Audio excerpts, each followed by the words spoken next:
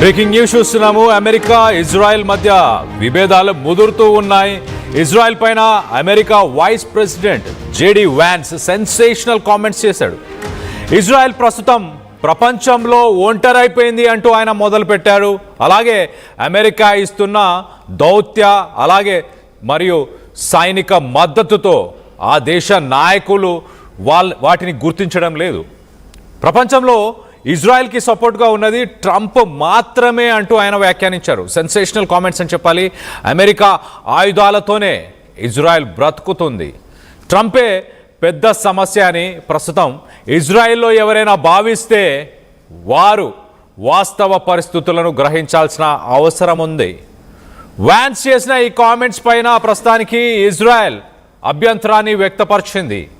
April 8న కాల్పుల విరమణ ఒప్పందం తర్వాత ఇజ్రాయెల్ అమెరికా మధ్య విభేదాలు బగ్గుమన్నాయి. ఒక్కసారిగా ఇరాన్పై దాడులను నెతన్యాహు కొనసాగిస్తూనే వచ్చాడు. లెబనాన్పై దాడులను కొనసాగిస్తూనే వచ్చాడు.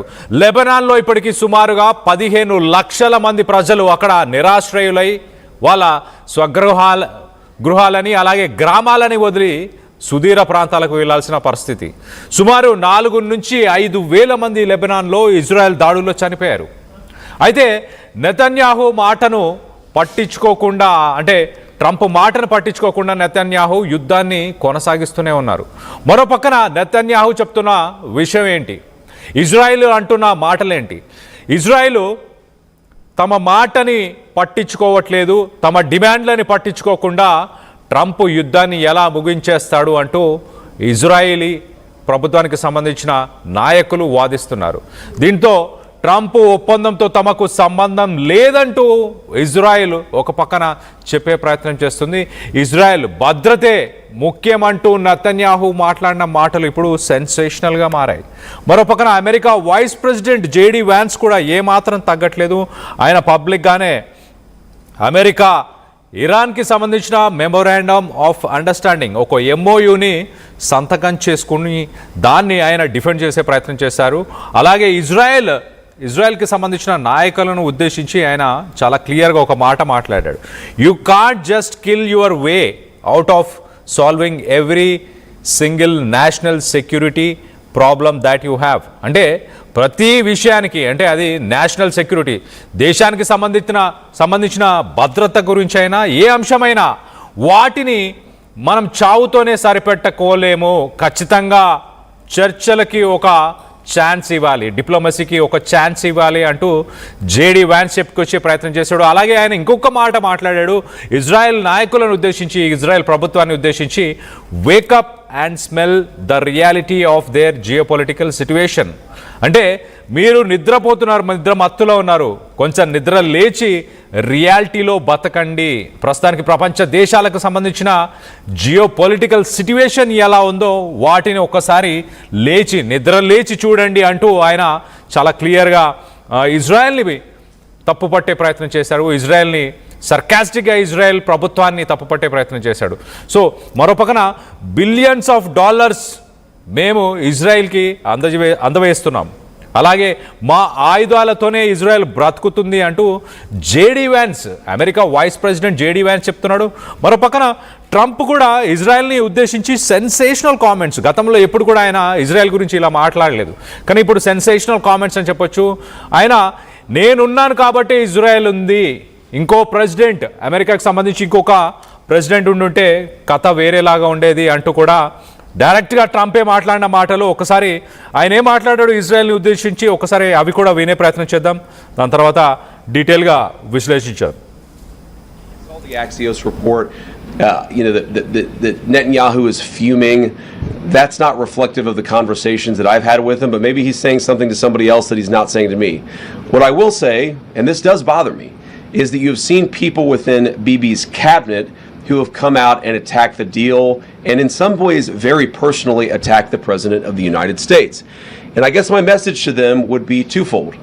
Number one, Donald J. Trump is the only head of state in the entire world who is sympathetic to the nation of Israel at this moment in time. And he happens to be the head of state of the world superpower. If I was in the cabinet of the Israeli government, I might not be attacking the only powerful ally that I have anywhere left in the entire world. And the second message I would give to some of those cabinet members, Bibi, to his credit, has not gone down this path, but to some of these cabinet members in Israel who are attacking the President of the United States, the other thing that I would say is that over the last 3 months, 2/3 of the defensive weapons that have protected your homeland have been built by American hands and paid for by American tax dollars. The problem for Israel is Netanyahu. But you wouldn't have, if it weren't for the United States of America, with me, because Obama was the opposite, Israel would not exist right now. Israel would have been blown off the face of the earth, 100%. And every smart person in Israel knows that. Okay, Is Netanyahu. but you wouldn't have, if it weren't for the United States of America, with me, because Obama was the opposite, Israel would not. America ప్రెసిడెంట్గా నేనున్నాను, Obama ఉండుంటే పరిస్థితులు వేరేలాగా ఉండేవి, ఈ పార్టీకి ఇజ్రాయెల్ని పేల్చి పారేసేవారు అంటూ Trump మాట్లాడారు.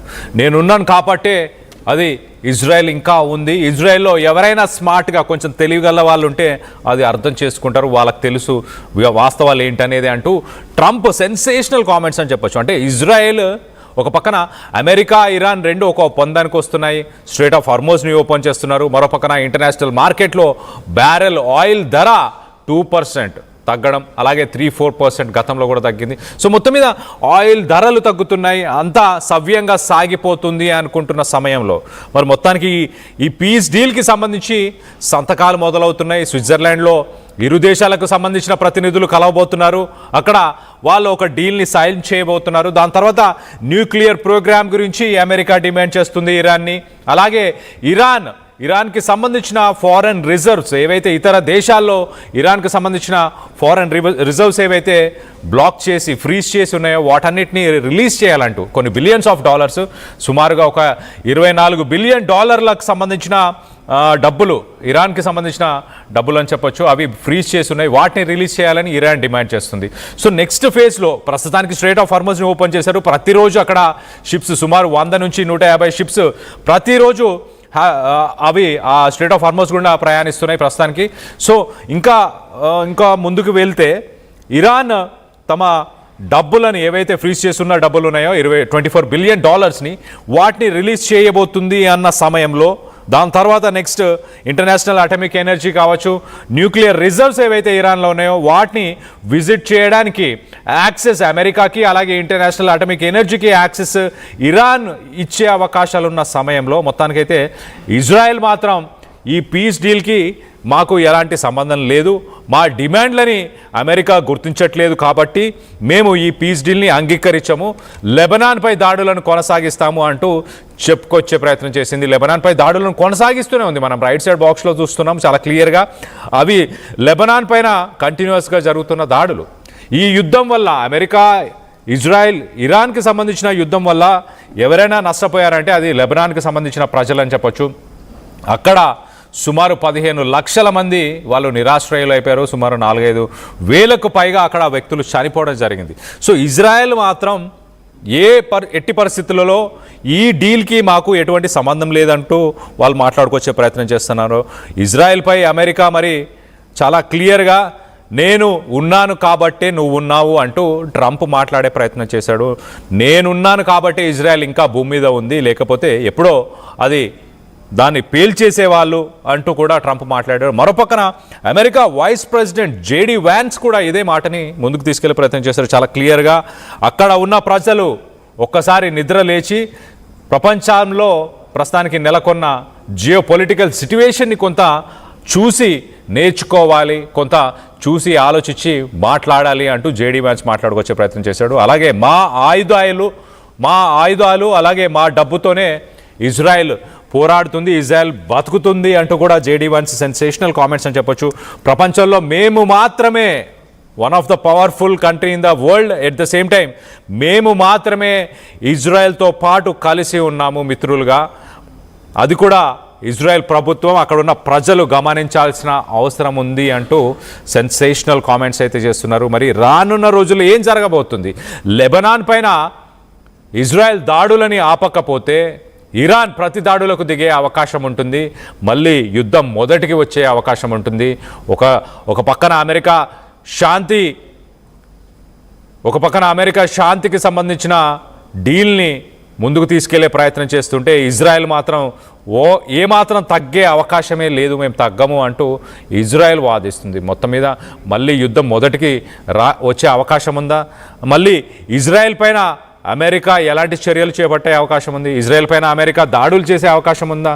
దీనికి సంబంధించి మీరేమనుకుంటున్నారు? మీ అభిప్రాయాలను కింద కామెంట్ రూపంలో తెలియపరచండి. అలాగే ఒక్కసారి ట్రంప్ ఏం మాట్లాడాడో ఒక్కసారి తన మాటల్లోనే వినే ప్రయత్నం చేద్దాం. ఇజ్రాయెల్ని ఉద్దేశించి, నెతన్యాహును ఉద్దేశించి ఆయన మాటలు ఒక్కసారిగా ప్రపంచ దేశాలను కూడా షాక్ చేశాయని చెప్పొచ్చు.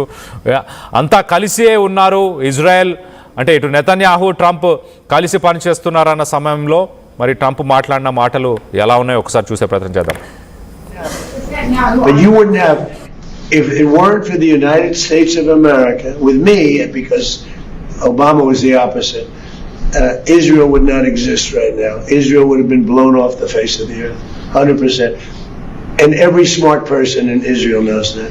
Okay, but you wouldn't have, if it weren't for the United States of America, with me, because Obama